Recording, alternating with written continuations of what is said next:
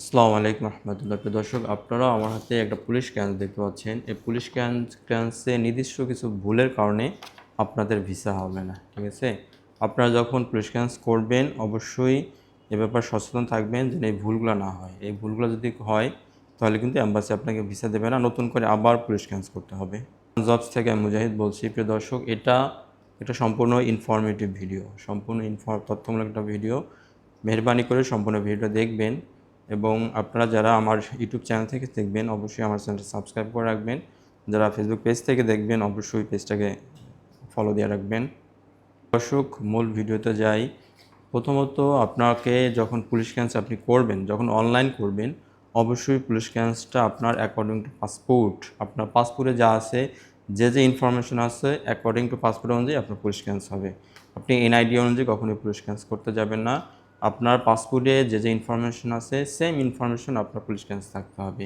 আপনার নাম, আপনার ডেট অফ বার্থ, আপনার অ্যাড্রেস, এভরিথিং সব কিছু আপনার হুবহু মিল থাকতে হবে। আপনার পাসপোর্টে যা আছে, পাসপোর্টে যদি ভুল ইনফরমেশনও থাকে সেটাই আপনি পুলিশ ক্লিয়ারেন্সে দেবেন। অর্থাৎ আপনার পাসপোর্টে যা আছে সেম ইনফরমেশন থাকতে হবে পুলিশ ক্লিয়ারেন্সে, ঠিক আছে? এটা যদি গরমিল হয় তাহলে কিন্তু আপনার অ্যাম্বাসি ভিসা দিবে না। দর্শক, সেকেন্ড আরেকটা পয়েন্ট বলবো, আপনি দেখবেন আপনার নামের পরে এখানে সান অফ অবলিক হলো ডটার অফ অবলিক দেওয়া আছে ওয়াইফ অফ। এখানে অবশ্যই আপনাকে লিগ্যাল গার্ডিয়ান আপনার বাবাকে রাখবেন, আপনার বাবার নামটা দিবেন, ঠিক আছে? আপনার ভাই বোন, আপনার মা, অন্য কাউকে এখানে দিতে যাবেন না, তাহলে প্রবলেম হবে। অ্যাম্বাসি আপনাকে এটা নিয়ে বড় রকম ঝামেলা করবে।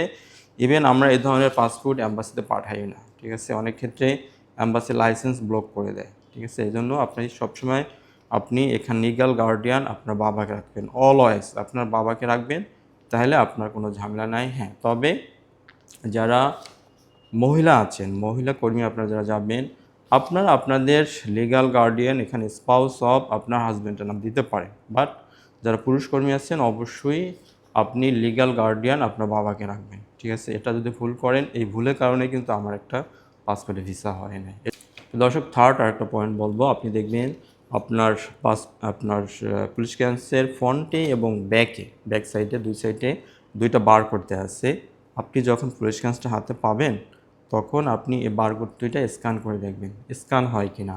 যদি স্ক্যান না হয় তাহলে আপনার এই পুলিশ ক্লিয়ারেন্সে কাজ হবে না, নতুন করে পুলিশ ক্লিয়ারেন্স করতে হবে। কারণ অ্যাম্বাসি আপনার এই বারকোড স্ক্যান করেই ওরা তথ্যগুলো নেবে, ঠিক আছে? ওরা কিন্তু আপনার বারকোড স্ক্যান করেই ইনফরমেশন নেবে। তাহলে আপনাকে অবশ্যই যখন পুলিশ ক্লিয়ারেন্স হাতে পাবেন আপনি চেক করে দেখবেন, আপনার বারকোড দিয়ে স্ক্যান করে দেখবেন যে স্ক্যান হয় কি না। যদি স্ক্যান হয় দেন আপনি সমস্ত ইনফরমেশন আপনার ওকে আছে কিনা এটা আপনি চেক করে দেখবেন। সরাসরি অনলাইনে গিয়ে আপনি সমস্ত ইনফরমেশন ওকে আছে কিনা এটাও চেক করে দেখবেন। দর্শক, এটা হলো আপনার পুলিশ ক্লিয়ারেন্স। আপনি পুলিশ ক্লিয়ারেন্স ওকে আছে, আপনাদের একটা কমন কোশ্চেন থাকে যে পুলিশ ক্লিয়ারেন্সের মেয়াদ কতদিন, ঠিক আছে? আসলে এইটা কোথাও বলা নাই যে পুলিশ ক্লিয়ারেন্সের মেয়াদ কতদিন হইতে হবে। ইভেন এই পুলিশ ক্লিয়ারেন্সের ভিতরেও কিন্তু বলা নাই। এটা কান্ট্রি টু কান্ট্রি ভেরি করে। যেমন আমরা সৌদির ক্ষেত্রে দেখি একটা ম্যাক্সিমাম 1 বছর পর্যন্ত আমরা ভিসা লাগাতে পারি। আপনার পুলিশ ক্লিয়ারেন্সের মেয়াদ যদি সর্বোচ্চ 1 বছর হয় তাহলে আমরা এটাকে ভিসা লাগাইতে পারি। 1 বছর অধিক হইলে এটা দিয়ে কিন্তু অ্যাম্বাসি আপনাকে কোনোভাবে ভিসা দিবে না। পসিবিলিটি খুবই মানে রেয়ার, ঠিক আছে? এটা ম্যাক্স সৌদি আরবের জন্য 1 বছর পর্যন্ত আপনি কাজে লাগাইতে পারবেন। অন্যান্য কিছু কিছু কান্ট্রি আছে 3 মাস মেয়াদ থাকে, কিছু কিছু কান্ট্রি 6 মাস আপনার পর্যন্ত ভ্যালিড থাকে। বাট ম্যাক্সিমাম সৌদি আরবের ক্ষেত্রে আপনি সর্বোচ্চ আমি 9-10 মাসের আপনার পুলিশ ক্লিয়ারেন্সের ভিসা লাগাইছি।